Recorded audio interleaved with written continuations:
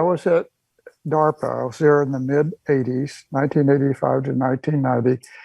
And I was in the office of basically technology. I was managing the microelectronics technology program, but in the same office was a team who was responsible for AI research programs. And I got to know them. I was intrigued. That's my first introduction, really, to AI.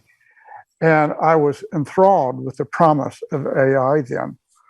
But then I left DARPA, I went back to NSA, and somewhere along the line, it struck me that despite all the promises and the hype of what AI said it would do, I still could not tell my computer what I wanted it to do for me and have it understand what I wanted and go off and do it.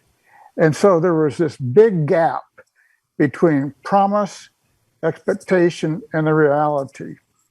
Some years later then, we think about 2010, a mutual friend introduced Bryant and me.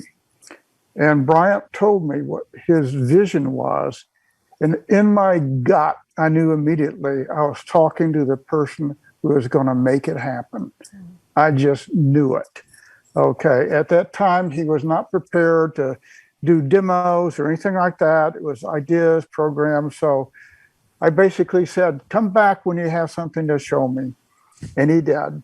Years later, not too many, a couple years later, he showed up and with his computer, he told me what he was doing, gave a bit of a demo, okay, but I kind of already knew what he was doing. I was captivated by it. And again, I was certain he was going to be the person who made this happen for the world.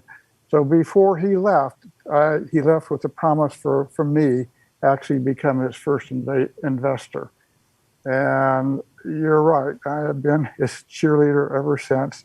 It's been an exciting ride to see how all this has developed over time. And I just feel basically honored and privileged to be part of this whole thing.